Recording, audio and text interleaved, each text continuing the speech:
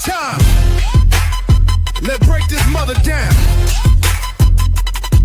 With Shizzywhiznut.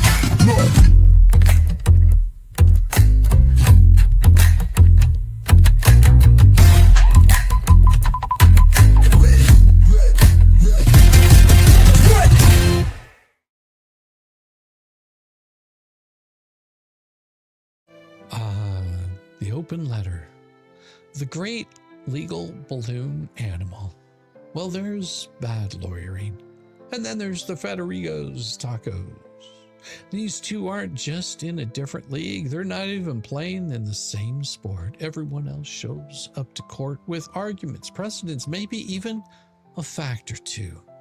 Michael, Leslie, they show up with construction papers, safety scissors, and whatever they manage to Google between smoke breaks. And when the judge smacks them down, what do? Well, they waddle their happy asses right back in, arms full of the same bullshit, like a kid proudly holding up macaroni art after it's already been thrown in the trash and probably had some water poured on it.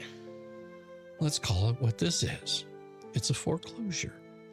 The bank lent money, the loan matured, the money didn't get paid, and this is not quantum physics. This is not CSI mortgage unit. It's as simple as you borrowed, you did not pay, you lose the house. But no, that's too straightforward for the Ferderigos, for the tacos. They decided to turn a basic foreclosure into three-ring circus for acronyms: FDCPA, TILA, the ECOA, the FCCPA. Shit, they jammed more letters into this filing than a bowl of alphabet soup and then sat back expecting the judge to choke on it. Problem is, the judge can read, and what he read was absolute fucking garbage. Well, let's take FDCPA, for example. Leslie clung to that statute like it was her emotional support animal. She swore up and down the bank collector was a debt collector. Well, except, derphead, it isn't. It's an actual damn bank. That's not a debt collector, sweetheart. That's the lender. That's the one who wrote the check. It's like accusing your bartender of impersonating a liquor store. The court already explained this to her once. Did she listen? Oh, fuck no. She ran back and waving the same statute like it was her own personal Excalibur. And the judge took one look, sighed at the sigh of a man who'd seen too much, and smacked it down harder, then left a crater after he did that.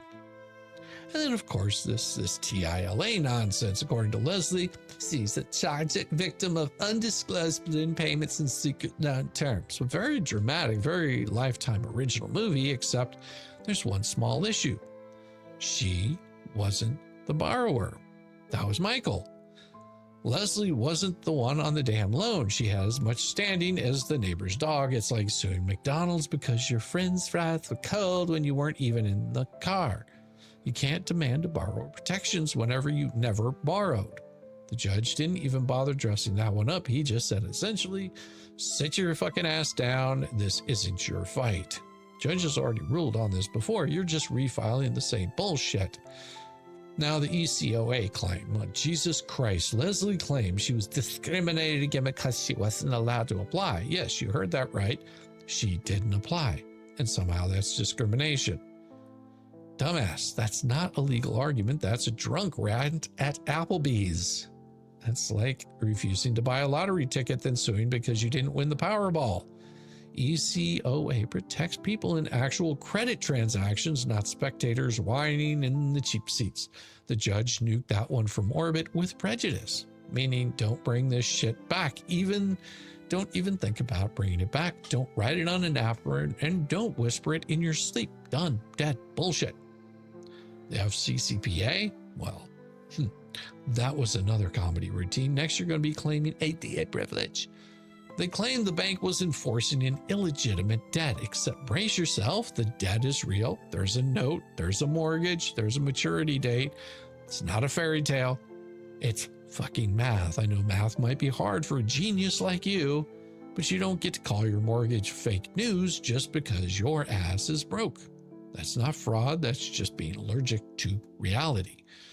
Judge treated that claim like a junk robocall, hung up, blocked the number, and never, ever even looked back on that one.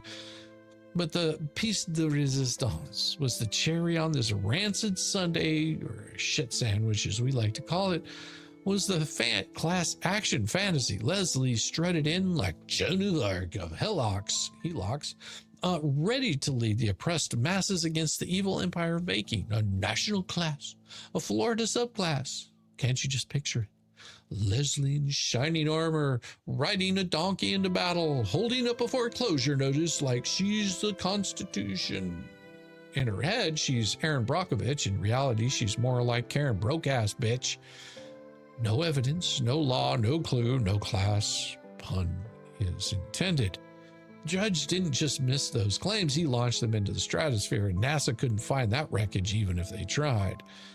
And then, of course, came the torts, fraud, misrepresentations, emotional distress, fraudulent concealment, all of the greatest hits. You would think that Seacoast kicked their puppy the way they wrote it. Apparently, a process server knocking on the door was harassment. Imagine living in a world where getting served papers is equal to torture. By that logic, Domino's delivery is cruel and unusual in punishment. The judge, to his credit, didn't even waste ink pretending that these were serious. He swatted them down like mosquitoes at a barbecue. Here's the thing. These weren't just dismissed. They were dismissed with prejudice. Court code for don't bring this shit back ever. This illegal equivalent of a restraining order against stupidity, yet if history is any guide, the fuckheads will still be back, filing the same reheated horse shit with a new bow on top, convinced if they just yell, FDCPA, a little louder this time, someone might finally take them seriously. So let's recap. Foreclosure marching forward, the counterclaims dead, buried, and cremated, the class action pure hallucination, and Ferderigos still standing outside the courthouse with their stack of acronyms insisting that they're leading a revolution while the rest of us are doubled over laughing at their legal bullshit. This wasn't a counterclaim, this was a clown car. It was a beat-up jalopy rolling into courts, doors falling off, packed to the roof with bad arguments, imaginary statutes, and pure delusion. And when the judge just popped the hood, nothing but smoke, glitter, and a broken kazoo. Now the scoreboard doesn't lie. Seacoast, steady, focused, and winning. Ferderigos, 0, nada, less than nothing, with a lifetime ban from the Credibility League, and the judge probably sitting in chambers wondering if he can bill them for the aspirin and maybe for a rope. Signed, your Velcro-shoed short bus chauffeur of legal comedy, Shizzywhiznut, still watching the Ferderigos try to turn foreclosure into Broadway and wondering if dismissed with prejudice needs to be translated into interpretive dance so they can finally, possibly, in some way, understand it. Because the rest of us don't.